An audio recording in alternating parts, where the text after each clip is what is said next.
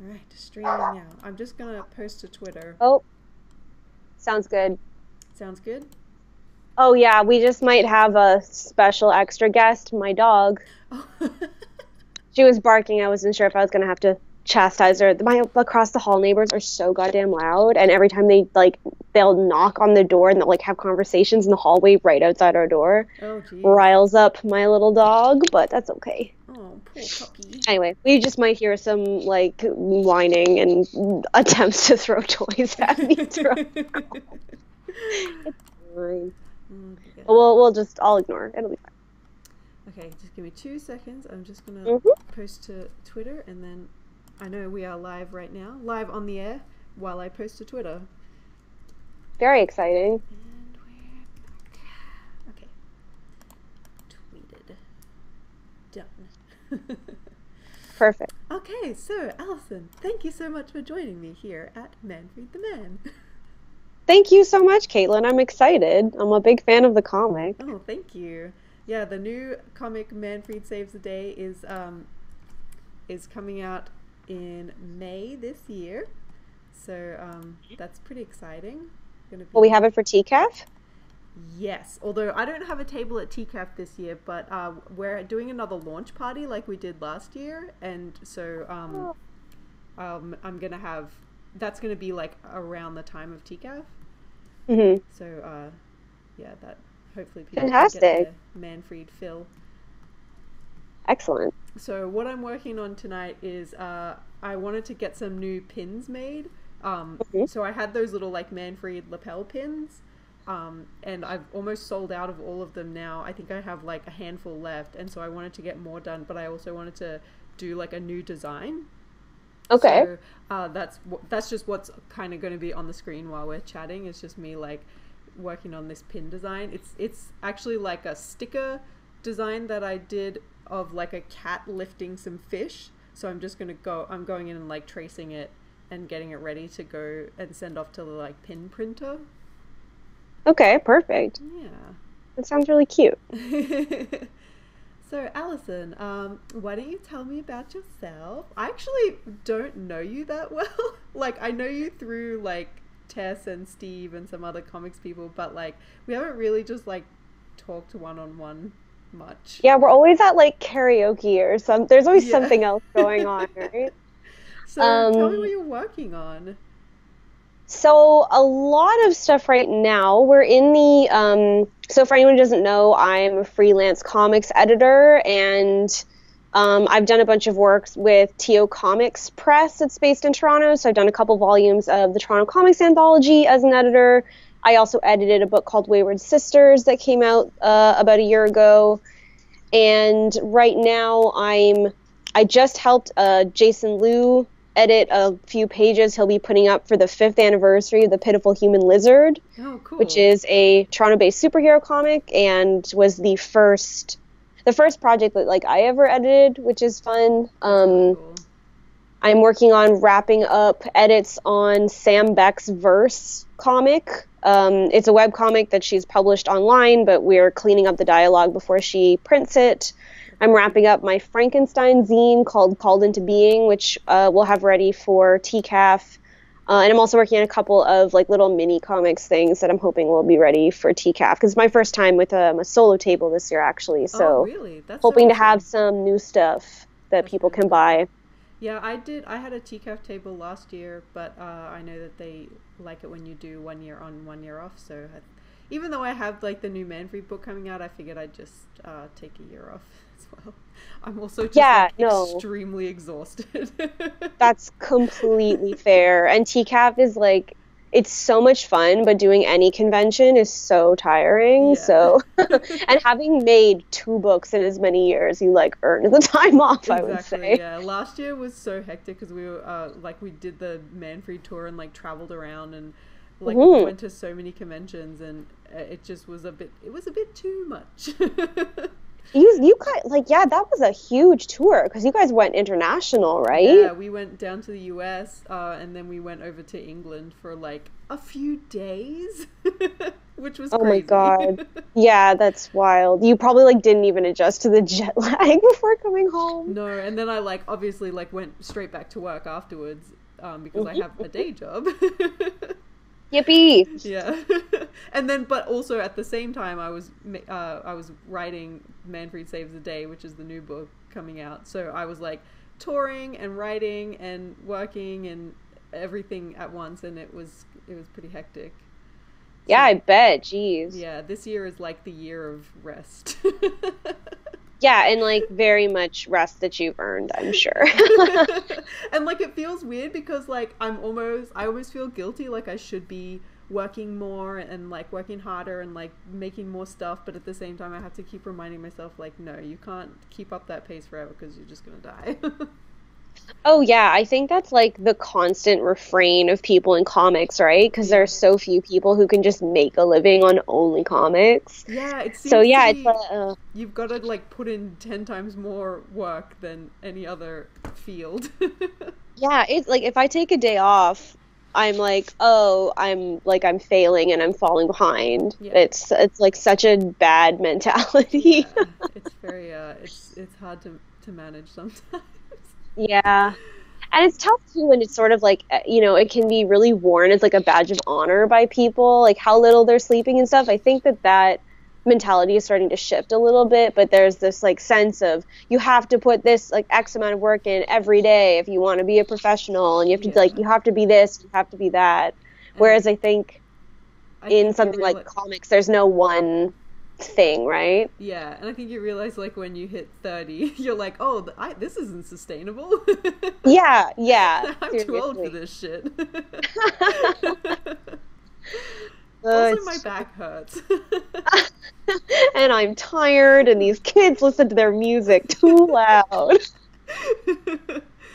Yeah. So yeah, good on you if you can maintain that, but like it's not for everybody.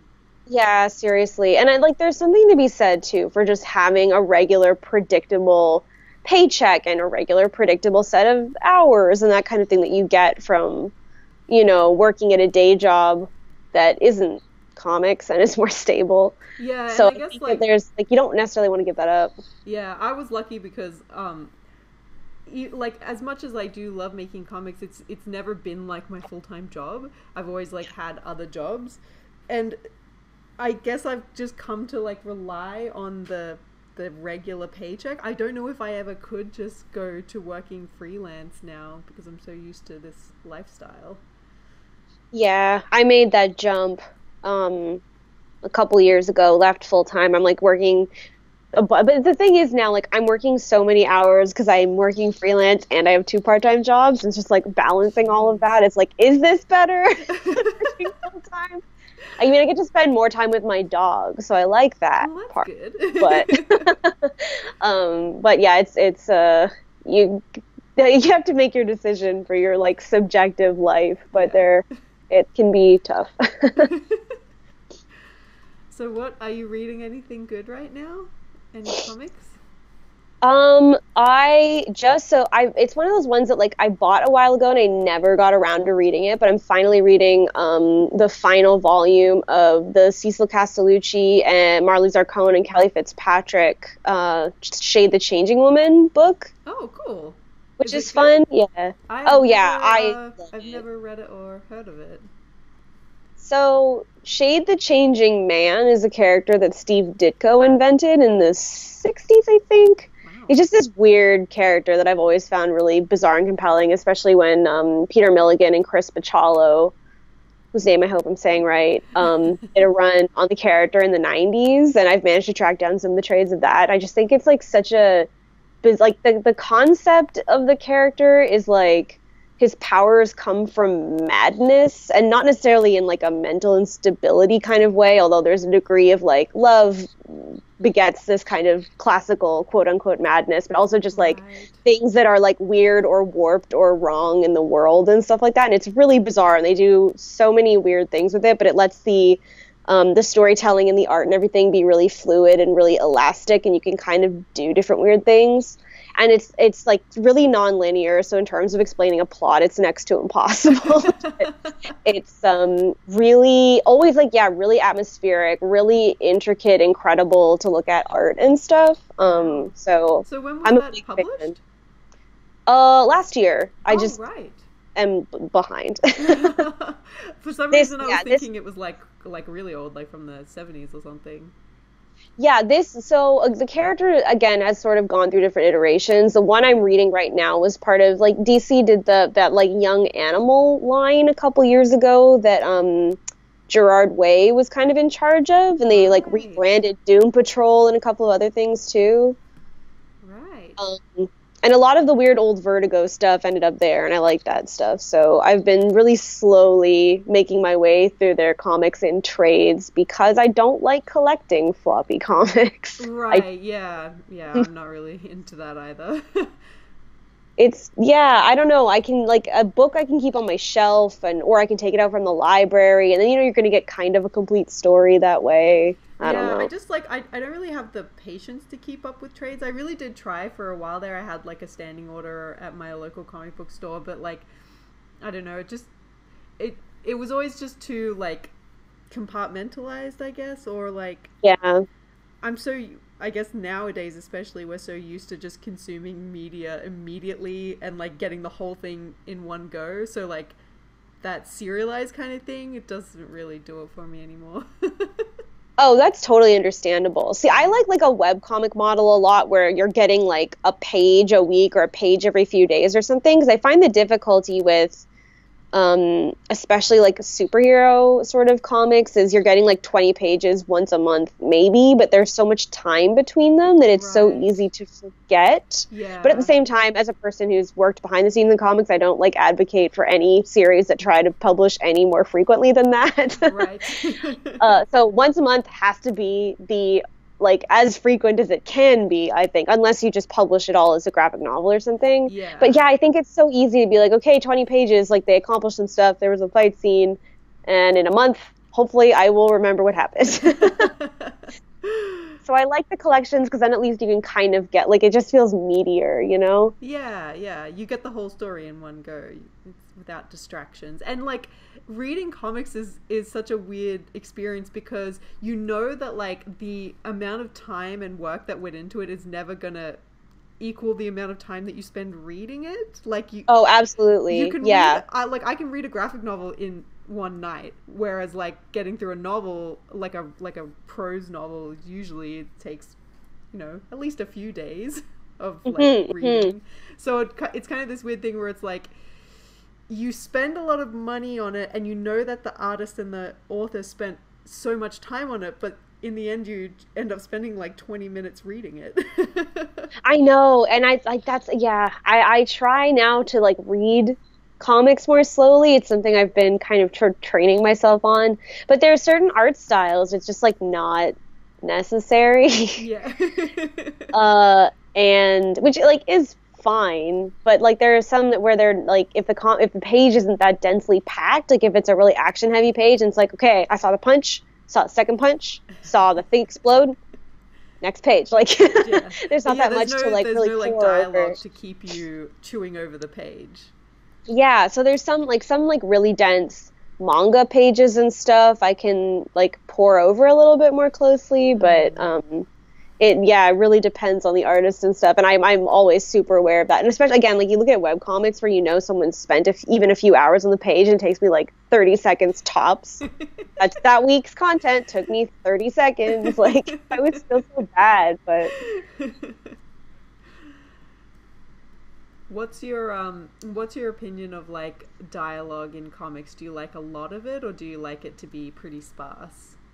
I think it depends on the comic. I don't have a lot of like hard and fast rules about things because I'm pretty willing to see people try whatever they want, and if they can make it work, they can make it work. You know what I mean? I think both can be effective. Like, I think that I definitely am not into the, like, really old school superhero thing where it's like, let's show a thing happening and also explain it with text. Obviously, I don't love that.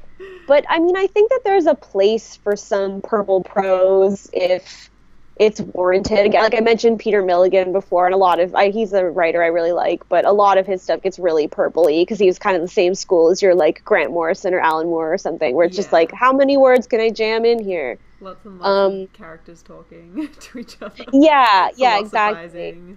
In the dialogue. Which can be good, right? If that's the comic that you're making. Yeah. But I think that there's also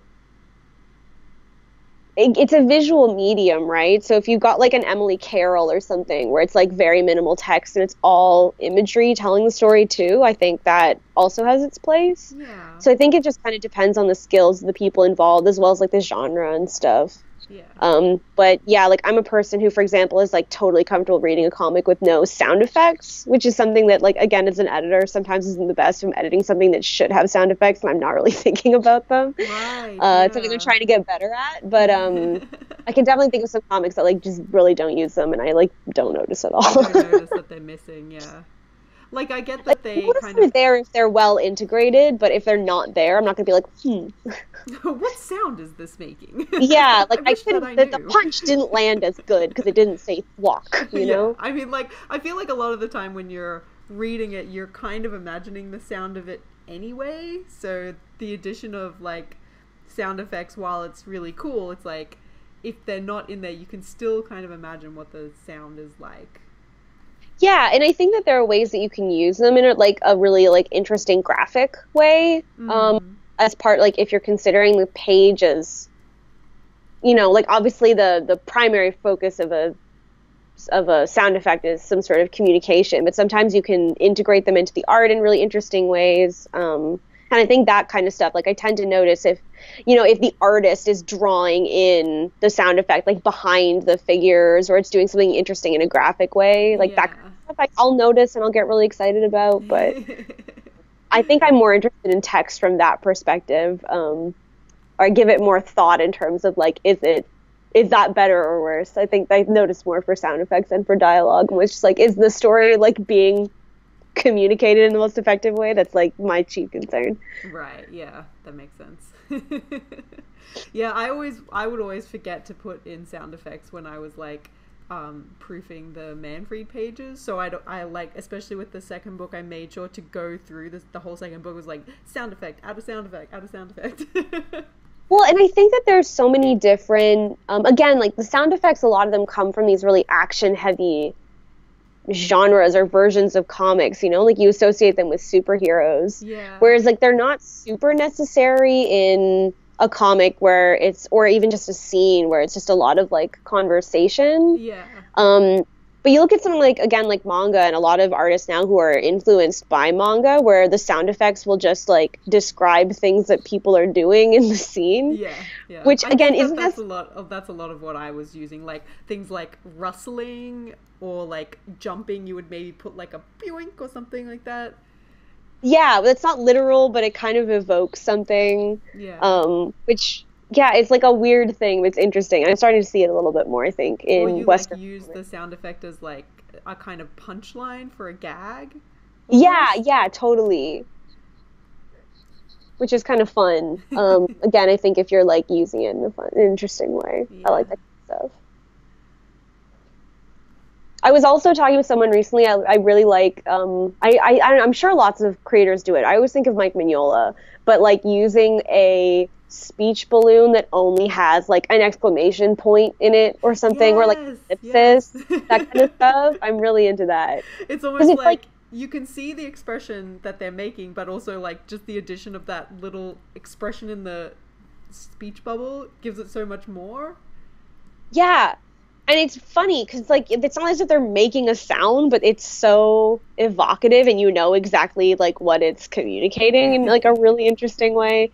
Or, like, a reaction panel where it's just, like, a ... in a it's like it says everything, right? Which I think is so great. I've definitely used that before, but I never realized where I picked it up from. Oh, that, like, the ellipsis, I think everyone, like, that's all over the place. And I'm sure a lot of, I don't know where it comes from. I just have this image in my head of, like, Hellboy standing in front of something huge, and his reaction is just, like, question mark balloon or something like that. I think it's so cute. But that's, yeah, I don't know. I'm very charmed by that sort of use. I think it's fun. Yeah. Have you been watching the Umbrella Academy series on Netflix? I haven't gotten around to it yet. I have been Did you people on read my the Twitter. comic books? I haven't, and it's ridiculous because I love the artists. So I really should read them. I just haven't. I don't really have an excuse. It's really just I haven't gotten around to it. Yeah, that's But fair. Twitter seems to be totally loving it. I did try to watch it, and I read the comics, but mainly because I was at the time I was like a just hopeless emo who would read anything that Gerard Way did. Well, there's a part of me that has to wonder if being in my late 20s, I've maybe like missed the boat on the Umbrella Academy bit. Yeah. But it's fine. Yeah. And like I've been seeing people talking about it, but I've got to be honest, like I wasn't super into it. I got like about 2 episodes in, and then I like fell asleep because it was kind of boring. Yeah. Anyway, like it's fine, and I don't want to like shit on it or anything. It's just really not my cup of tea. I think that's fair. Like my boyfriend Jeff watches a lot of stuff, and I'll often just like let him watch a thing first and like tell me if I'll like it. Right. So he's, I think, seen a bit of it, said he didn't think it would be my thing. Does think I should watch the Doom Patrol show because I love, again, like big, in general, like I'm not a stan for Grant Morrison or anything, but I do love his Doom Patrol quite a bit. And because I love teams of like weirdo misfits and found families and that kind of thing. And I especially, apparently this take on Robot Man, who's played by Brendan Fraser, which is amazing. That is so He's cool. just like constantly sort of like befuddled and confused and feels in over his head and is observing how like weird everything is. And I was like, yes, it's all I need to know. I'm in.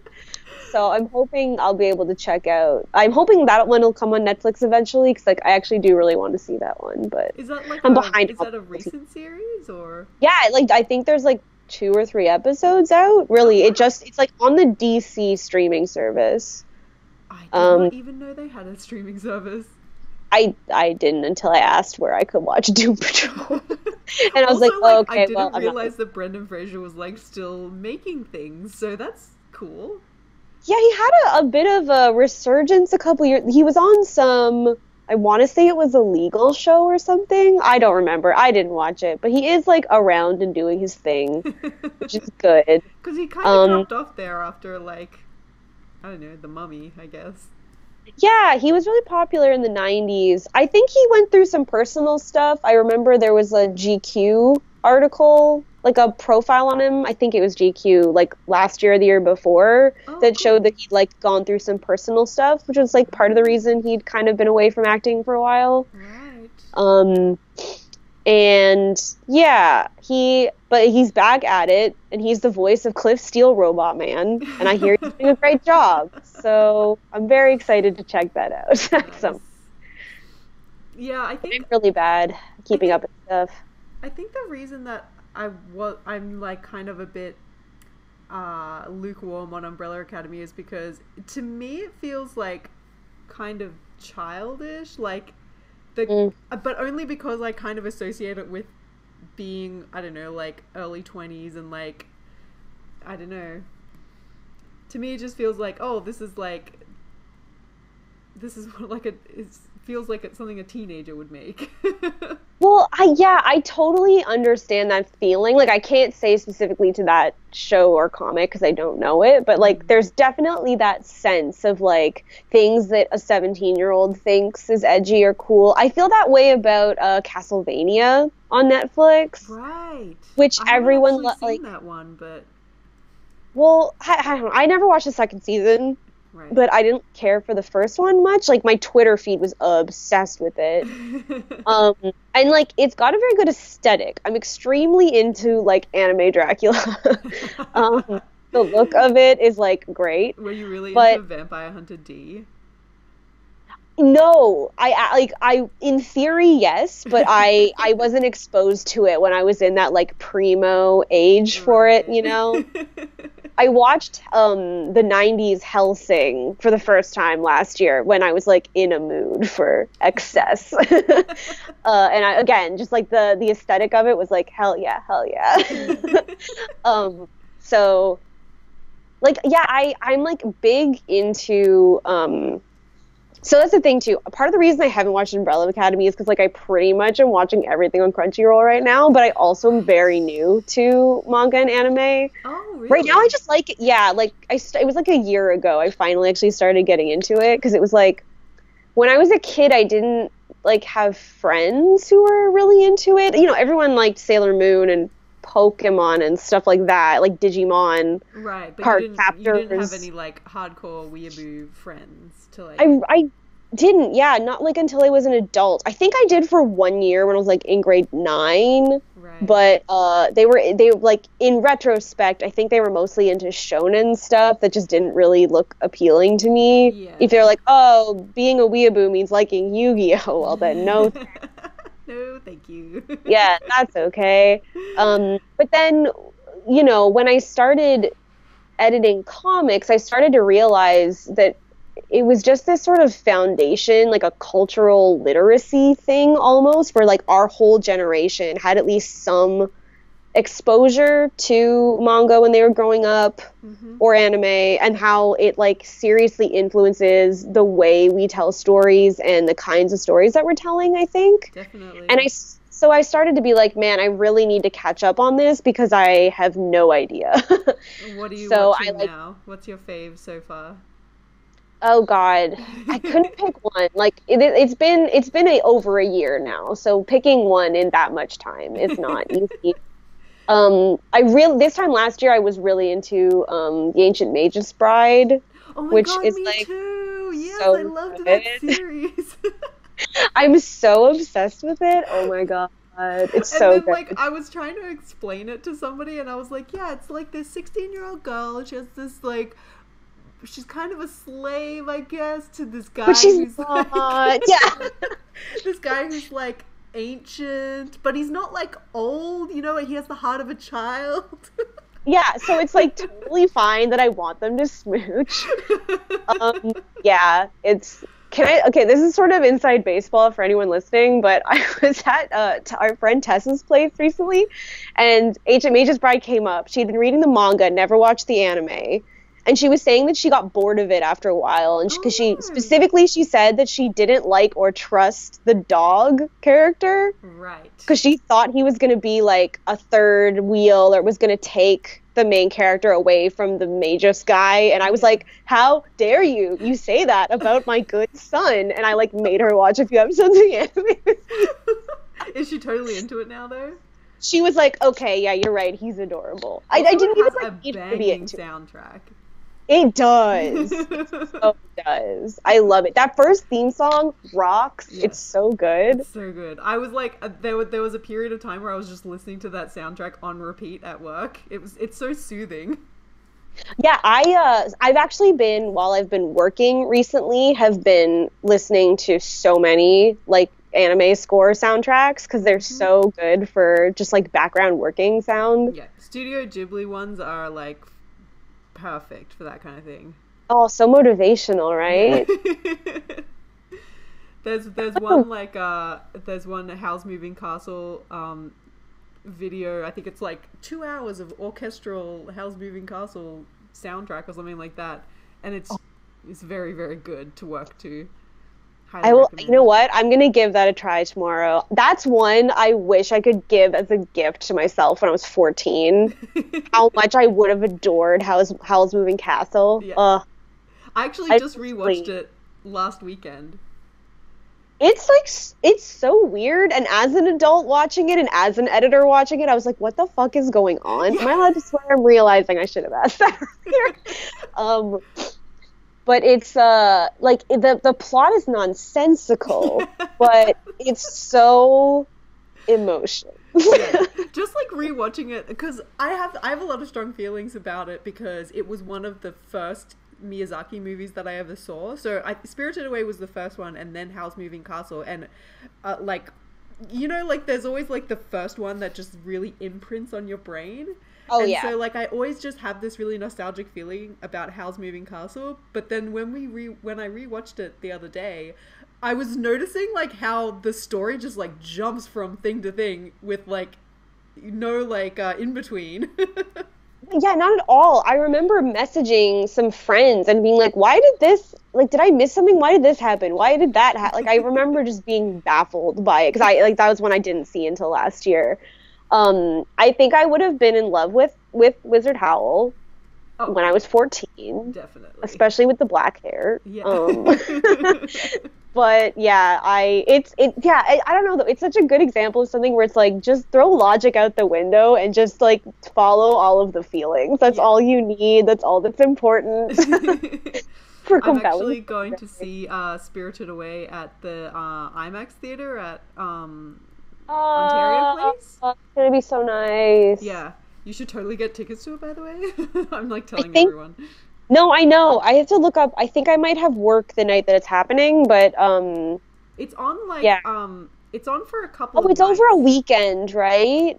I think it's while I'm out of town. I'm going to a convention in Kingston for a weekend in March, and there's another weekend in March where I'm going to be out of town at my cottage, and I think it might be one of those weekends. Anyway, yeah, I'm really looking forward to seeing it on the big screen again. Yeah, that'd be incredible. It's one of those movies that, like, I saw it when I think I was about 15, and I couldn't stop thinking about it.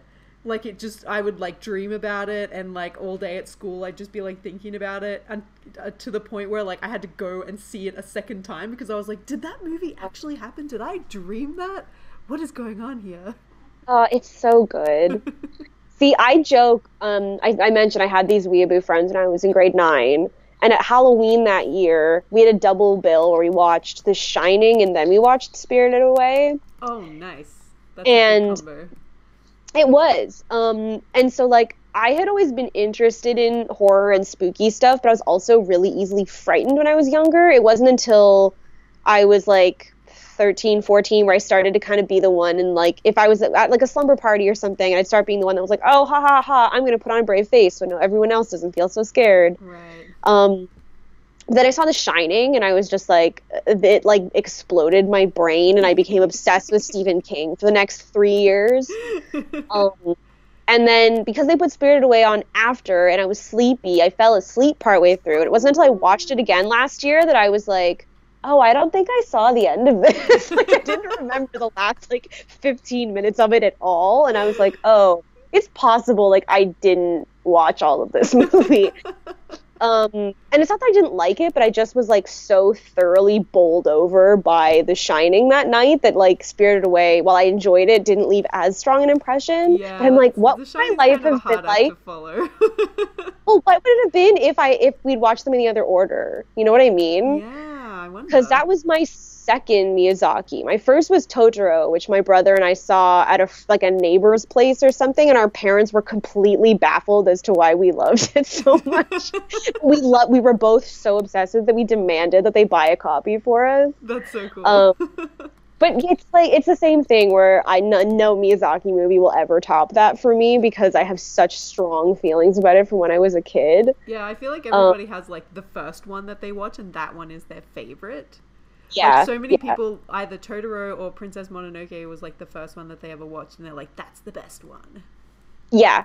I can't even be objective about it because I just love Totoro so much. And it's such a weird movie, especially in the like grand scheme of children's movies, like from any part of the world, where they tend to have these, you know, it's these kids that have these adventures that are like huge and world changing, right? So it's like tiny movie with very, very low stakes. Yeah. I think it's kind of unique for that reason. And as an adult, I have an appreciation for it from that perspective. It also has just an incredible score. Yes. That's beautiful, and like I love the relationship between the two sisters. And since I watched it with my younger brother, and like I was the responsible older sibling with my Head in the Clouds younger sibling, their relationship. I had seen it when I was a kid, because I didn't watch Totoro until I was like an adult, which is kind of sad. Because I bet I would have been obsessed with it as a kid. So what did you think of it, seeing it for the first time as an adult? I really liked it. I thought it was adorable, but like it didn't. I don't think it left as much of an impact on me as it did for a lot of people who saw it as kids. I was just like, oh, that was cute. Yeah, I can see that. Because I can't, like, I'm incapable of lifting my subjective feelings. But it's such a beautiful movie, and like the Totoros themselves are like vaguely off-putting in like a super charming way. And the cat bus is kind of terrifying. It's so and it like never frightened my brother and me. We saw we were both like little scaredy cats when we were kids, but he was I think he was 3 and I was 5 when we watched it. Wow. When we were really young. Yeah. And it just, I don't know, for whatever reason, like specifically the scene where they're waiting for the bus, like my brother could watch that repeatedly on for hours. Like he was so I'm bummed that was like my only real exposure to Miyazaki until I got a lot older.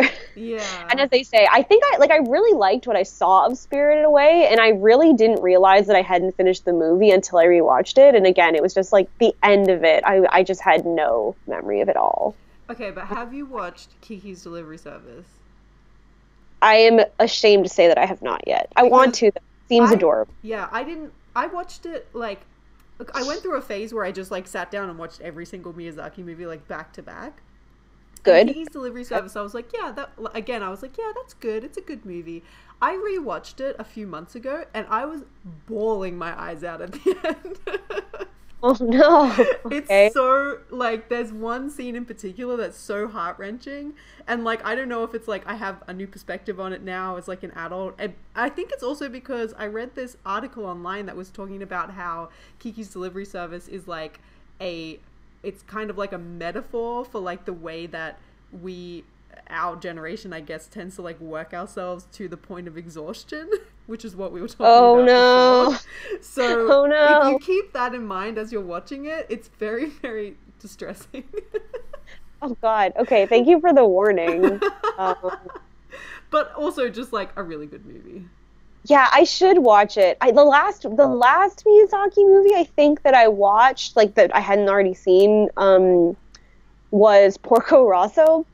I don't know why. Just was like, I'm feeling the pigs tonight. Yeah. And I was that no one had told, like I had seen, screenshots from it before and stuff, but I didn't know that when he took off his hat, he had little floppy pig ears, which like really changed the game for me because it was so cute. Yeah, it was so cute. I thought I was gonna die. What a charming movie. I still need to watch all the Miyazaki movies. That was the thing. I thought about just doing that and sort of mainlining all of them, but I was like, I want there to still be some for me to watch, Yeah. There's this great moment of discovery, like when you first watch one of them, where you're like, I can't believe that I've never seen this before. I can't believe that this exists. Yeah. And to have so many of them with young girls as their protagonists, too, is, like, really exciting. Yeah, definitely. As I'm sure you found. Yes. But, like, I did, speaking of The Shining, I did the same thing with Stanley Kubrick that I did with Miyazaki, where just one day I got a box set of all of his movies and watched them all just in one day, which was crazy. And I can't remember half of them now. I was going to say, that seems like like you'd come out of it with, like, a really negative view of humanity in the world. I think I was staying at my aunt's house in New Zealand, and she had this big, like, home theater set up. And I think I was like there by myself one day because she was at work and there was no one else around. So I just like sat on the couch. I was like, this is my day. It was like me and my aunt's cat just watching Stanley Kubrick movies. The cat watched like 4 of them and then went out and like murdered a bunch of people and laughed while doing it. The cat got freaked out at that scene in 2001 with like the apes. Yeah, I was going to say the blah. Yeah. Did not like that. Cat bailed. That's fair. Yeah, man, that would be an intense, like, back-to-back feature. Yeah, I think I was probably, like, I don't know, maybe, like, 17 or something, so I was gonna say, if you were a teen, yeah. I was all like, oh, I'm such a connoisseur of film, I'm gonna sit and watch all of these Stanley Kubrick movies. Hey, I'm in no position to judge. When I was graduating from high school, so 18, I guess, like, it was the summer between, before I went to university, I like went out of my way because I was working near this. Do you know Bay Video in Toronto? No, I don't. It's a movie store that's fantastic, and I still go there. So I'll give them a shout out on this stream. Shout out to Bay Video. But I was working near there, so I went and rented so many German Expressionist movies and watched those on my own because I thought I was so cool. Yeah. And, like, I maintain German Expressionism is cool as hell, but also, like, what a pretentious idiot. Yeah. There was this art house cinema that I used to go to when I was a teenager, and I was, like, so like up myself about it, like, oh, I only watch art house films, you know, I don't partake in this, you know, lowly commoner theater. And so and like I saw a bunch of really cool movies there. Like that's where I saw the Miyazaki movies, and I saw like Napoleon Dynamite there because it didn't get like a general release in Australia, and like a bunch of really cool stuff. They would have like film festivals there, and then one day I had finally convinced all of my high school friends to like come to the cinema with me. I was like, come on, we're gonna go see this really cool movie. I've watched a trailer for it. It looks great. It was this like Lars von Trier movie, which oh no, I'd never seen anything else that he had done. I had just been assured by the great trailers that he was a great director. And so I took all of my friends to see it, and it was I can't remember the name of the movie, but it was kind of based on the Columbine shootings, and it was this almost like documentary style movie about these kids who do like a school shooting, but it was shot in this really like dreamlike style where where there were like these really long scenes where the camera was just like following kids like down a hallway in a school and stuff like that. And anyway, not really exactly the type of movie that a bunch of 17-year-old like high school students are gonna be into. And I was so embarrassed afterwards because I actually really hated it too, but I had to pretend that I really liked it. I was like, yes, it was such an engaging film. Don't you think it brought up a lot of social commentary about school shootings? Oh no. Oh my god, I'm such an asshole. Oh, I can't judge you. I definitely made people sit through some like silent movies in my first year of university, so that's fine. Yeah.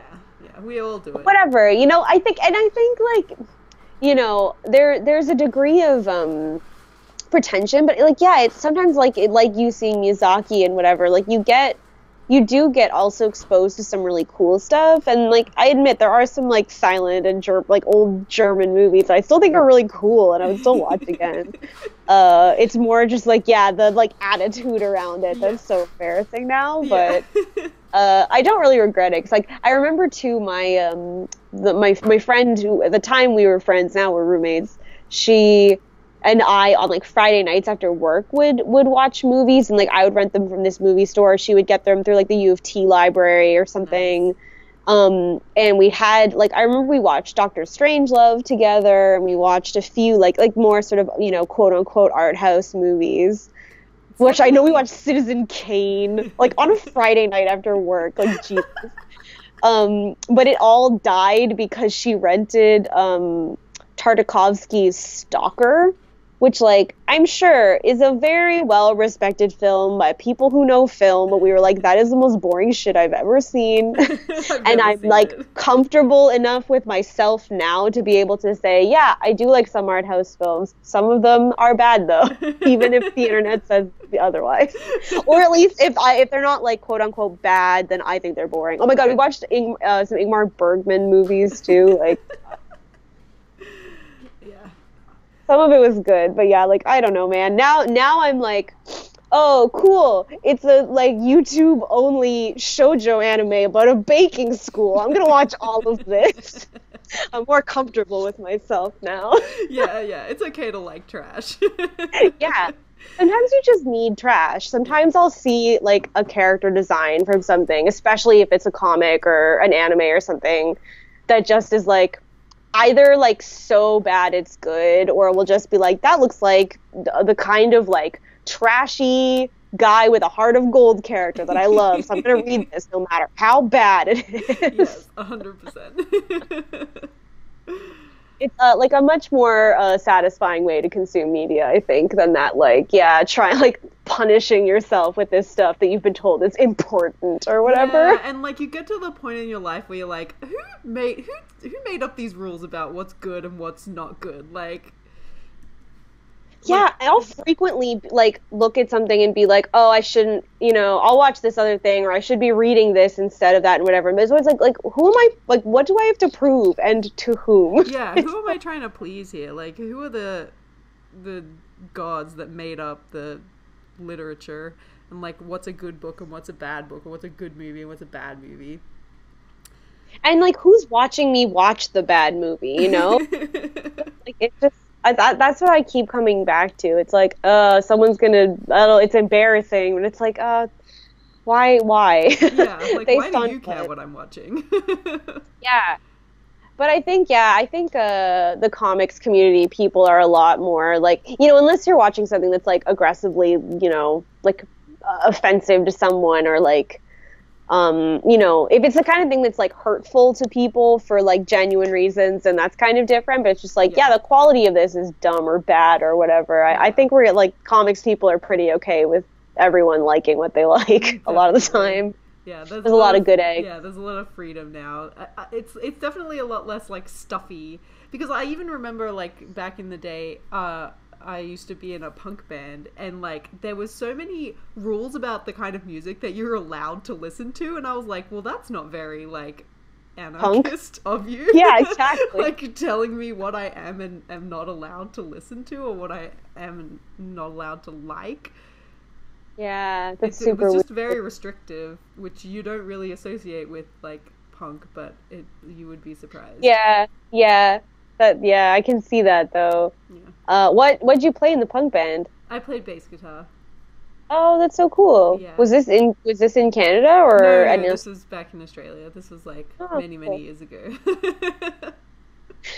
I just didn't know that. As you say, we don't know each other that well, so I didn't know that. Yeah, I had a mohawk. I was pretty cool as hell. Yeah. I always wanted to like get into fights. Yeah, I really wanted to fight people. Would you stab them with your cool mohawk? I never got into a fight. Nobody ever wanted to fight me. They were like, "Oh, you're just a girl. I'm not gonna fight you." And I was like, "Come at me." And then like the other two, trying to start fights over nothing. Yeah, the other two guys who were in my band were like, "Can you please stop trying to fight people, because they're gonna punch us. They're not gonna punch you." Oh no. Yeah, and I was like, "Okay, that's fair enough." That's hilarious. You like see someone like in the mosh pit, kind of like nudge someone too hard. You're like, "Hey, you, fight you." Well, it was always like, Australia is a kind of weird place, because there's a lot of people who will not be afraid to comment if you are not the same as everyone else. I don't know how to put it. So it's like high school? Yeah, but like out in the real world kind of thing. Yeah, that's you know what I mean? Yeah. Maybe it's just the places that I lived, but like a lot of the times I'd be like walking around with my boyfriend, who also like had a mohawk, and like we were kind of like punk kids together, and people would just get mad that we were like there, and they would like yell stuff at us, and I'd always want to fight them. That's so weird. That sounds like some shit out of like a movie. Like, it's so hard for me to imagine that. I think it was just like I lived in the boonies. Yeah, fair. You know what it's like when like, yeah, people in the boonies, they don't really appreciate the differences that humankind can achieve. Yeah, and I guess like it's everyone knowing everyone else's business, right? So yeah, that's kind of weird. But you're here now. I'm here now. I could have a mohawk. Nobody would even comment on it.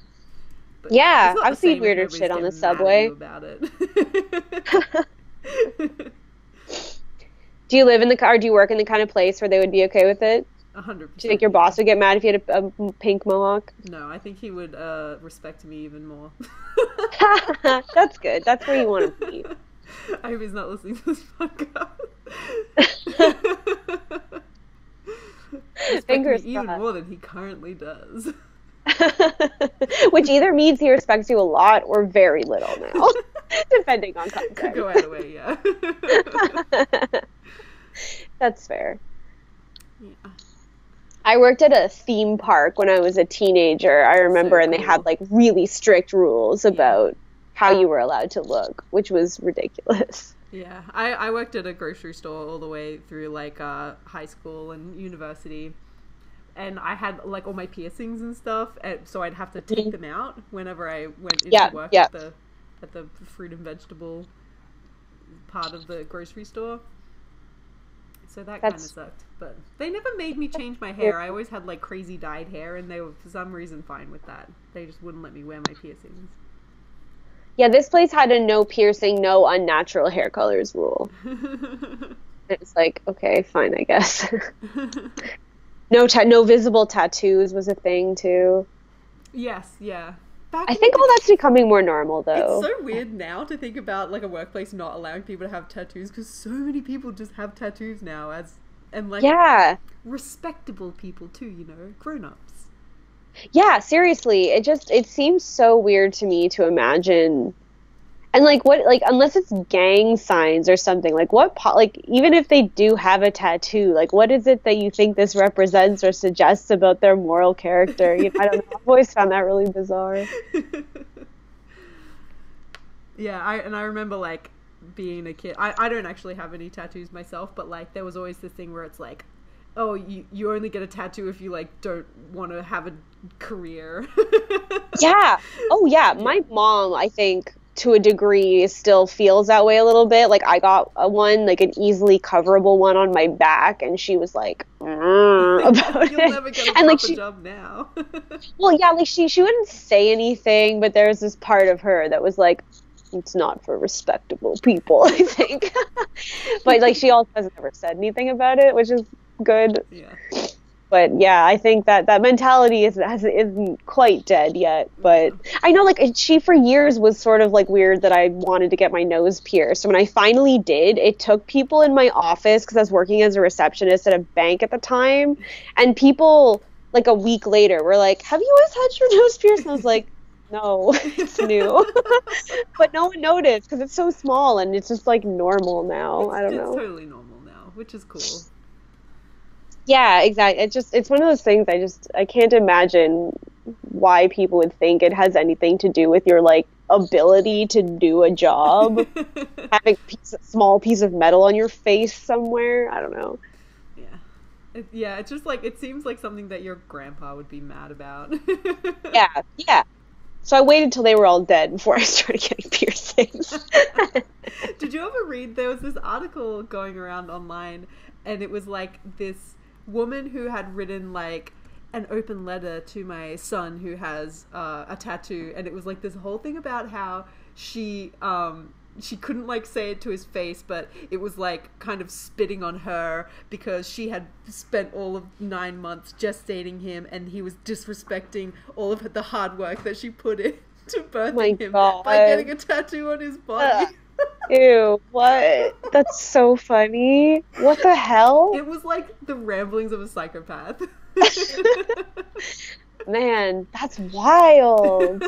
That's so funny. Yeah, it was that like hilarious. Concept of like ownership over his body once he's like an independent human. That's so strange. Yeah, and he like, it's not like he was a teenager. Like this guy, based on like the article, was like in his 20s. Like he was a man who had agency over his own body at this point in his life. Man.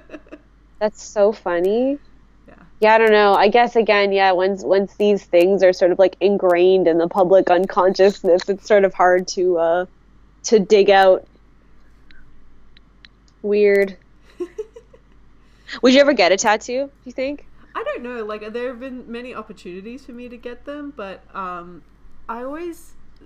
can't really explain like the reason that I don't want to get one, but it's just this feeling of like, I don't know if I'm gonna be into the same thing in like a year or 2 years or 5 years or 10 years that I am right now. And like I think back at like the kind of tattoos that I was thinking about getting at the time, and I was like, I would now think that's stupid. That's totally fair. It's so permanent. Like I've talked to some teenagers who get them just because like they like the idea of it. And I'm always like, God, you know, like do you and whatever. Yeah. But like think about the long term also. I think, I mean, it's fine if people are like totally fine with that and can like, I guess like justify it for themselves, or it's something that they want. Yeah, but, like, no, absolutely. Yeah, but like to me, it's just like, I don't know, like I'm not, I want the freedom to be able to change, I guess. Yeah, no, I think that totally makes sense. And I think that, like, I've talked to people who would say, even if it's they decide they don't like the thing or what it represents or whatever, then, like, they're okay with still having this record of what was important to them at the time, which I think is fair.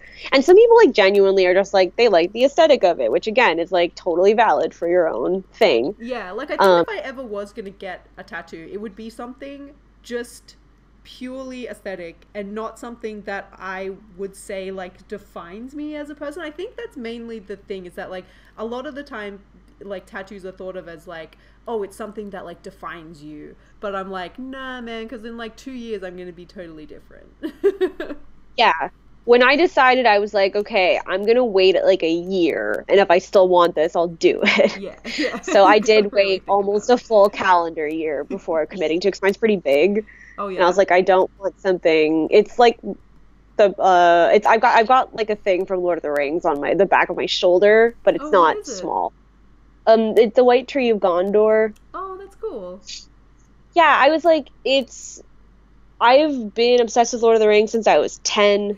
So I was like, when I turn 25, this will be a thing that I've liked for 15 years rather than a thing I like right now. You know what I mean? Like, I'm not going to go out and get an Ancient Mage's Bride tattoo or whatever. I can imagine.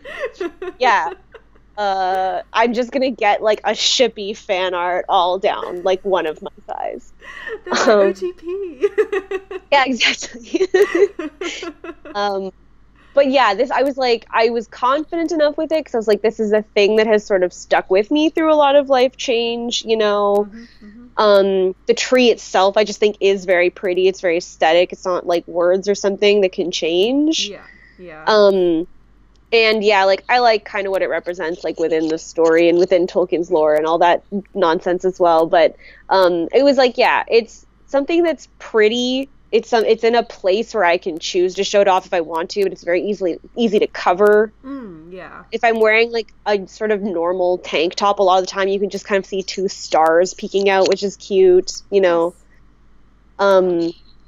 But yeah, so, like, I put a lot of thought into it, but I decided I would wait, like, because I was, like, 24 at the time, and I was like, okay, when I turn 25, this will be my birthday present for myself, because it'll be 15 years since I got the books for my 10th birthday. Man, 10 is pretty young to start Lord of the Rings. I think I started when I was, like, I think my parents 14. knew. Because, like, I read The Hobbit when I was 9. Wow. Which was totally a good age for The Hobbit. Yeah. And my parents aren't really nerdy, or they're not into fantasy stuff that much, so I don't think they really knew what it was. Right. And I didn't even know there was a sequel, because the movies hadn't come out yet or anything, so I, like, didn't even know there was a sequel to The Hobbit. I just thought it was a thing. Yeah, like, I read The Hobbit, I think, when I was, like, 13, because my mum gave it to me. She had this really nice, like, hardcover, like, maroon with the inlaid gold of, like, The Hobbit. Yeah, she had this really nice copy of The Hobbit, so I read that. And then I finished it pretty quickly, and I was like, oh, I really like that. And she was like, oh, there's 6 more books. Yay! I was like, what? Oh my god! But they're very different. Yeah. Yeah, I just, again, I think my parents were just like, oh yeah, you devoured that book, here's another book. And then it exploded my brain because I had never read high fantasy before, obviously, because kids' fantasy tends to be like a kid from our world brought into the fantastical world in some way. Yeah. Like your Narnia, your Harry Potter or something. Like, I can't think of that many books for kids that are, like, high fantasy in that way. Yeah. And so I love that about The Hobbit, but the world building in Lord of the Rings obviously is so much bigger, and I just, like, I couldn't conceive of how, like, huge the world was and how huge the conflict of it was and everything. I just never read anything like it before. And it just, like, yeah, I couldn't believe it. And, you know, I was obsessed with it for like 3 years, and I finished. It took me about 6 months to read the first 2 books because I was 10. Yeah, like I remember even reading them when I was probably like 14 or so, like having a dictionary next to me. Yeah, I think that was part of the allure of them, was it was like, it wasn't just the world that was new, but yeah, so much of the language I was sort of learning and discovering for the first time. And this is super corny, but like it's kind of true that they were the first sort of adult books that like felt really beyond me that I tried to read, but at the same time that I found really rewarding. Right. And so I think that was able to lead to this sort of mindset that I had, you know, when I was 17, looking up these artsy movies that were hard, because it was like, sometimes you can find something that is difficult, but is still really rewarding. Yeah. So also, like, I love Lord of the Rings, as opposed to a lot of other high fantasy, it's for adults, but it never gets gratuitous.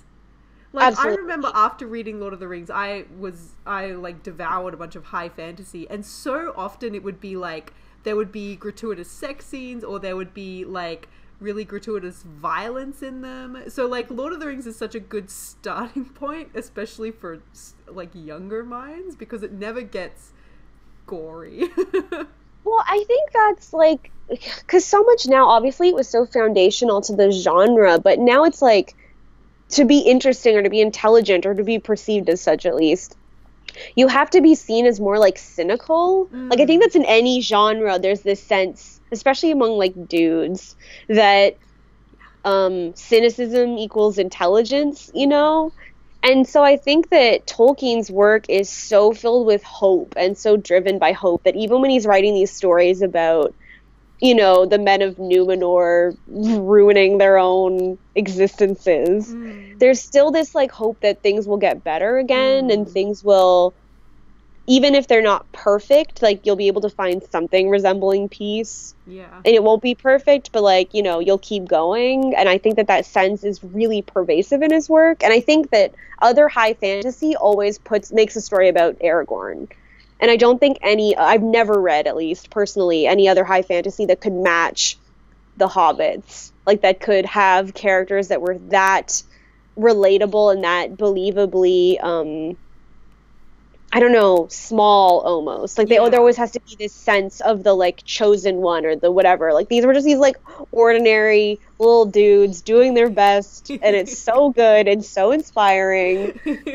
And I'm like, I still love it. I think if I were an adult approaching Tolkien for the first time, now that I've read so much other stuff that's in imitation, I don't know if it would have the same effect on me if, like, the movies and everything were coming out now. Like, I'd still love them, but I don't know if it would be as like, I don't know if I'd be as devoted to them as I am because I read them first and when I was so young. Like, they're still, Christopher Tolkien, J.R.R.'s son, just put out the last of like the 3 Middle Earth stories that Tolkien had hoped to be able to make other standalone books. Right. And the final of those just came out. I just finished it last week. Which one is that?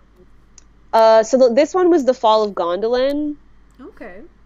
So there's 3 of them that like they're covered in the Silmarillion and some other places like that, but it's like the children of Hurin, which is Falls Turin, Tarambar. There's Beren and Luthien and their story, and then the Fall of Gondolin about like Tuor and eventually about Eärendil, his son, and all this other stuff. This is like way out in the weeds now. Yeah, I never got through the Silmarillion. It was too dense for me.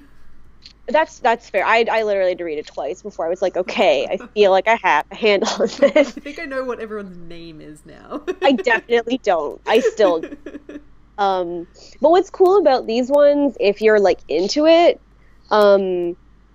is that like not only can they go a little bit more in depth than the Silmarillion does in these like specific stories, but also you get to kind of see how Tolkien rewrote and reconceptualized these stories throughout his life. Like, you can see edits that he made to them because he'd rewrite them and make changes and that kind of thing. And you could see how his idea of not just these stories, but like his whole mythology was changing, which is really fascinating to me. Interesting.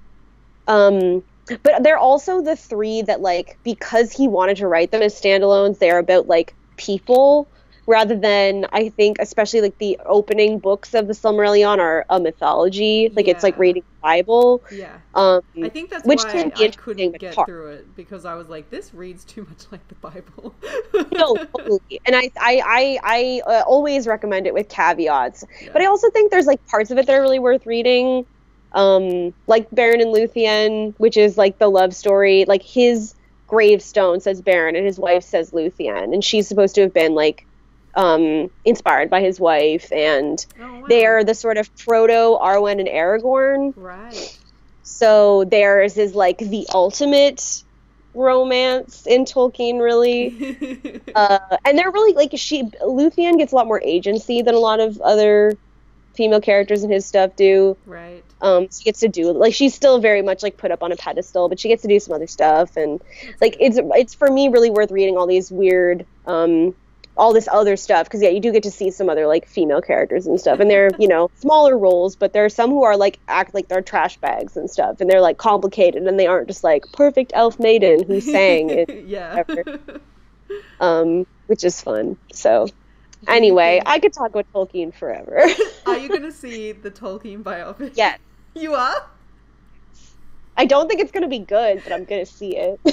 Oh, I'm gonna man. cry. I like saw the trailer for it and I was like, oh god, why? It looks so bad, and I'm so excited about it. I just like, I don't know. It just, it'll be so corny, but I have nothing to lose, I guess. It's kind of how I feel about the Amazon show as well, where some fans are so upset about it. Wait, Amazon show? Oh yeah, they're like, Amazon paid an absurd sum to the rights to Lord of the Rings to put out a new TV show on Prime. Like recently? Or is it a thing In that the already exists? past year or two, yeah. Holy shit, I never knew that. They just tweeted a map with no place names on it, but like you can tell like the makeup of Lord of the Rings, and fans are going nuts because like, oh, this is like the age of when it's going to take place because these mountains are here and all this kind of shit. Like, people are going nuts. It's That is amazing. wild. Holy moly, yeah. That's crazy. I mean, I Yeah. would probably watch that, to be fair. I don't know if I want to watch a biopic about Tolkien, because I was never really into him as an author. Fair. Like, I really like Lord of the Rings, but I wouldn't say that I'm a fan of his in particular. I think that's fair. I'm not gonna like aggressively fight for him or anything. Like, he had some views that were pretty shitty. But his work means so much to me that I am gonna go and see it, and I am gonna get really emotional, and I'm just gonna turn off my critical brain and just be like, yep, Just enjoy fuck it. me up on Yeah. that like sad imagery. Let's do it. Again, it's okay to like trash. Yeah, exactly. So that one's gonna be trash. I hope the Amazon show is actually good.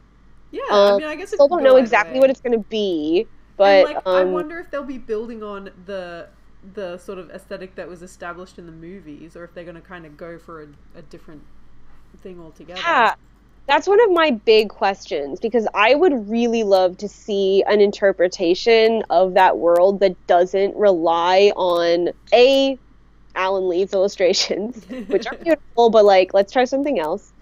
And B, just like, medieval Europe that every fantasy is. Like, I think it would be really cool if they could build on some other aesthetics. But yeah, like, the Peter Jackson movies were so recent that I don't know, it might be hard to get away from that. But I do think that would be really cool. So I do hope that they do that. Did you ever see I will watch it regardless. animated Lord of the Rings movie? I that came actually out? haven't seen it in its entirety, but I have seen parts of it. I really should watch the whole thing. Like, I should just sit down and watch the whole thing. I just haven't. I saw, so before the movies ever came out, I saw this stage play version of The Hobbit where it was all done with puppets. It was the coolest thing that I've ever seen. Like, So, Julie Taymor Lion King style puppets? Like big puppets? like Or there like was- little hand puppets? right at the end, there was this huge like dragon of Smaug that like flew down over the audience and like onto the stage, cool. and the whole thing was a puppet. And so like when I say puppet, it like they weren't like Muppet style puppets, and they weren't hand puppets, but like they like the puppeteers were dressed in black, but they weren't exactly hidden. They were just kind of like, you were just kind of meant to ignore them. and the puppets had these like movable limbs that were kind of attached to the puppeteer's arms. Yeah, yeah. So it would Yeah. be like the Lion King stage show. Yes, yeah, it was more Yeah, like that. Um, yeah. Cool. so that was the first like media experience of Lord of the Rings, like the first interpretation that I ever saw of it, and like, yeah, that really like influenced my. I think I even saw that before I read Lord of the Rings. I think I saw it after I had read The Hobbit and before I read Lord of the Rings. So I think that influenced the way that I like saw it in my mind's eye a lot. Yeah, that's really cool. That was actually how I found out about The Hobbit too. I didn't see it, but my friend's cousin was in a stage play version like that, like a community Really? version. And so that's the only reason I was aware of even what it was when I asked my mom to buy me the book. Um, which, like, yeah, I don't. It seems like a really weird thing to adapt to a stage play now that I'm an adult. I'm like, huh, weird choice. I don't know, Um, like The Hobbit, I guess, because the story is so self-contained, you can easily. I think it's much easier to adapt. Like I am shocked that the movies that they made eventually were so bad because I was like, it's such an it's easy so thing easy. to adapt. It's How so do you get easy. it so Yeah. wrong? My thing, I guess, it would just be like there are a lot of characters and a lot of locations that for like a stage play seem a bit challenging. Right. But even then, like it's doable. Yeah. It's just funny that I guess there are that many adaptations. But yeah, those movies were hot garbage, and it upsets me because it should have been such an easy thing to adapt, especially Yes. with an existing visual language for what the world looks like and Yeah. what it is, and he just screwed the pooch. Oh yeah. It was It so. upsets me greatly. I didn't even see. I watched the first one and the second one in the cinema, but I never even saw the third. The third You're part of not it. missing much. I did, however, watch a supercut of all three movies that somebody had done, where they cut it down to just what's in the book. Oh That yeah, was I good. have that downloaded actually on Yeah. the computer. Um, It was a little yeah, confusing because there were some scenes where you're like, "What's going on? Who is this white guy?" Because they like never yeah, really establish him, but they kind of have to show the scene that he's in at the end. yeah. Yeah, the third movie is a mess for a lot of reasons, but one of the ones that really bothered me was that they skirted over some of the main conflict of the story because the whole thing is driven by the fact that Thorin wants his big rock back, right? Yeah. Like the Arkenstone. Yeah. And partway through the movie, you see one of the other characters because Bilbo gives it to someone else to like use as a bargaining chip to try to prevent the dwarves from going to war, right? And so you see Bard the Bowman with the Arkenstone, and then in the theatrical release, you never see it again. It just never comes back into the movie. And then they also cut from like the battle ends to Bilbo going home, and it's like, so what happened? Like, did everyone just leave? Like, they just skipped over all of the, like, wrap-up stuff? And I was like, what the crap? Like, Yeah, it's like you spent an hour on that battle. like 2 hours on the battle, and then the movie's just done. It's like, okay, Thorin's dead, I guess. Bye. No But it was resolution so weird to whatsoever. me. Yeah, they cut out the resolution. And I remember just being like, what is this? Like, I saw it in theaters because I had to, out of, like, a sense of obligation. But, like, literally in the theater I was in, people were laughing when people were dying because it was so absurd and bad. Which is so disappointing to me. And I think that being in such recent memory is part of the reason I think a lot of fans are super not excited about this Amazon show. But Right. it's not like Peter Yeah. Jackson's attached to it or anything. He's And not? no. That's good. And it also, we still don't know what it's going to be, because the interesting thing is that what they bought was the rights to, like, the Lord of the Rings books and the text therein. So what they have to work with is actually just the appendices Oh. of Lord of the Rings. They don't have, like, the rights to do the Silmarillion or anything like that. So they're going to have to come up with a story that fits within the Well, 'cause appendices. that's what they were kind of trying to do with the Hobbit movie, right? They were trying to flesh out, like, all of the appendices and fill in what happened between The Hobbit and Lord of the Rings, but they just kind of dropped the ball on it. It was just specifically this one conflict. Like, yes, but it was only this one encounter between, like, it was just a show where Gandalf went when he disappeared for a while, Right. and why Sauron came back. Right. Because it's all one thing. Yeah. But that's all it was supposed to be, and they just, like, added a whole bunch more, like, and a stupid fight scene and stuff. They added so much garbage. The whole fight scene with the dragon at the end of the second movie just made me so furious. Where there was like, so I don't know, like molten gold or something? What was even going on there? Oh yeah, they made like a big Jaeger out of fucking gold. It was absurd. And like, the dragon was so boring. I don't know. Bendy Toots, we had such high hopes for you. I never did. I was skeptical. There was all he that. He had such a deep voice. That was it. I remember being on IMDb message boards in like 2006 talking about our like dream casting for The Hobbit. And people wanted Martin Freeman even back then. And I was like, I could do that. Perfect Bilbo. He had nothing to work with. And he reduced so much of the charm of the character, especially in the later movies, to just like little facial tics in a way that I just found not great. I thought he was really charming in the first one, but in the subsequent movies I was like, meh. But a lot of that was the script. Yeah. But like people were talking about Leonard Nimoy or like Bill Nighy for Smaug as like a much more sort of like indolent, sardonic kind of vibe, you know? Alan Rickman would have been so good. Alan Rickman, amazing. Yeah.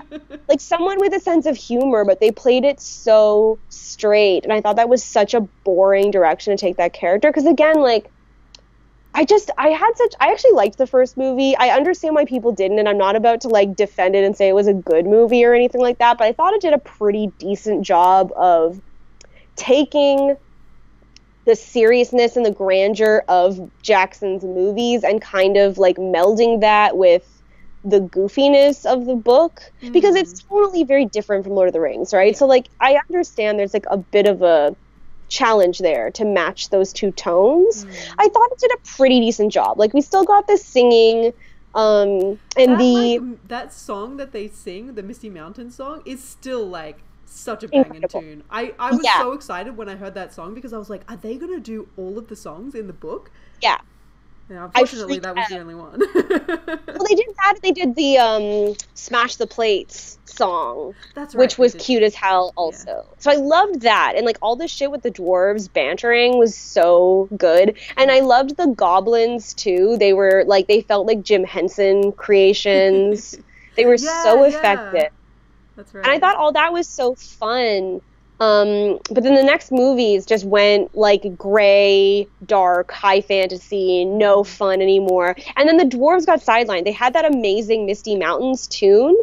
That tune, the dwarf theme, was never used in either of the second or third movies because they didn't get to do anything. Right. Which is such nonsense to me. And like they established like some degree of personality for each of them.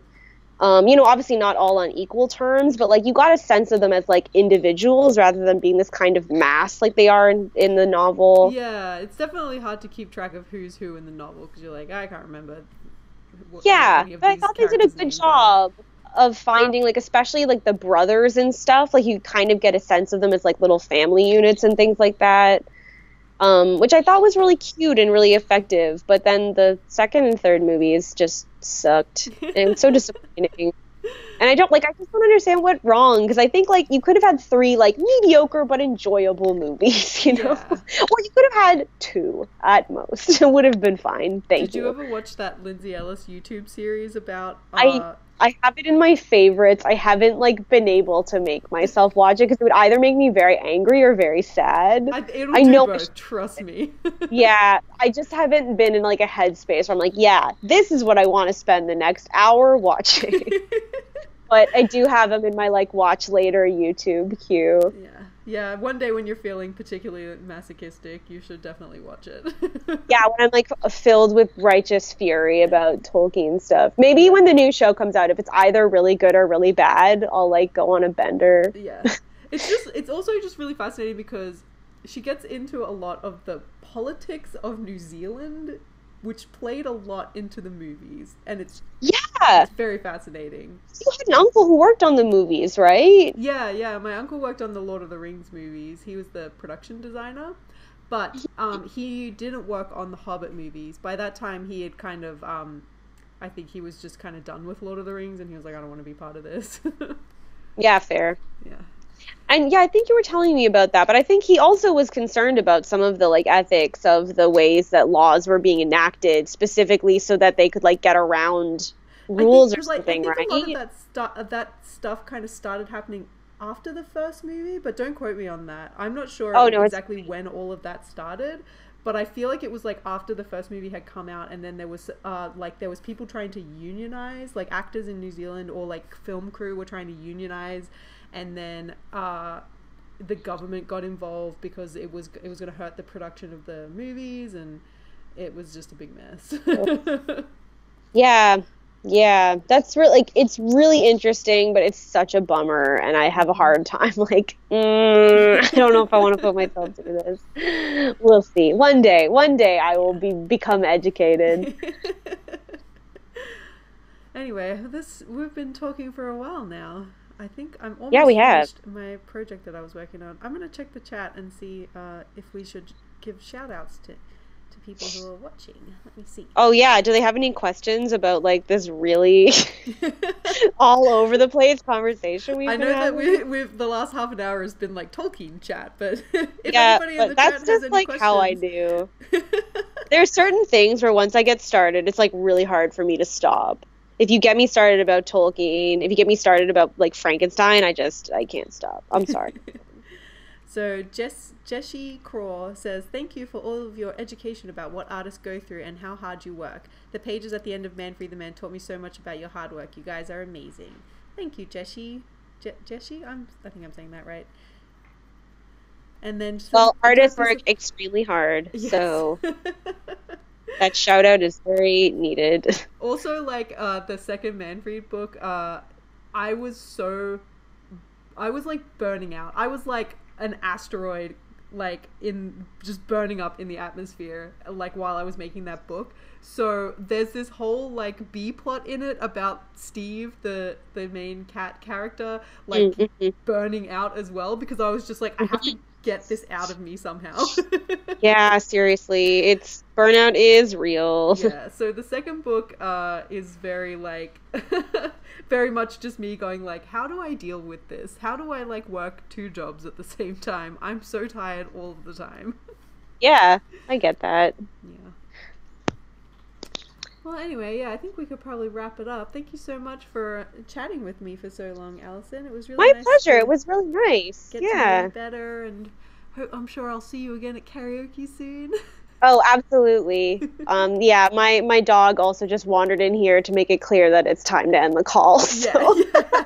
I'm getting some sad eyes. But yeah, it was great to chat. Good luck finishing up all your like just the sundry prep work that comes with finishing a book.